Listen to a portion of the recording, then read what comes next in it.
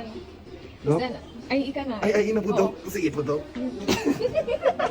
Bago matapos ang taon, kami muna ay kumain sa OB-GYN Department. 24 hours naming ina-update ang aming mga pasyente. Ina-update ka rin ba ng jowa mo 24 hours? Sabi nila, pansit daw ang nagpapahaba ng buhay. Pansit din ba ang nagpapahaba ng relasyon?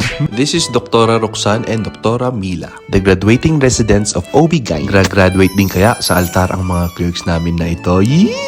Mocha mousse is the color of the year. Ano rin kaya magiging color motif ng aking kasal? Ito na nga guys, imomontage na natin ang mga pagkain na hinanda natin dito sa OB-GYN Department. Sa mga magtatanong soon, engaged na po pala si Dr. Mila. Sana all! Jay lumpia tupay in bulsak, jay pusumpay kaya.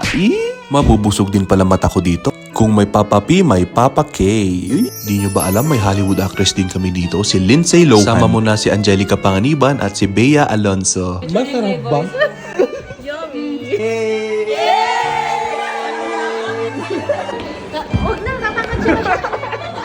Mabangga tayo dyan, guys. So ito na nga guys ang countdown para sa New Year. 10, 9, 8, 7, 6, 5, 4, 3, 2, 1. Happy New Year!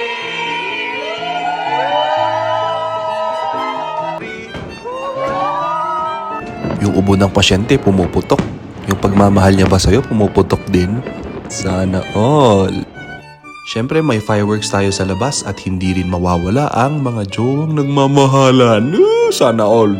Yes naman, Dr. JC, energetic. Pero mas nakaka-energize palang makakita ng sweet na family na nagmamahalan at kumpleto sa bagong taon. Makapalpasak lang talaga dito eh. Ag-asawa akmet.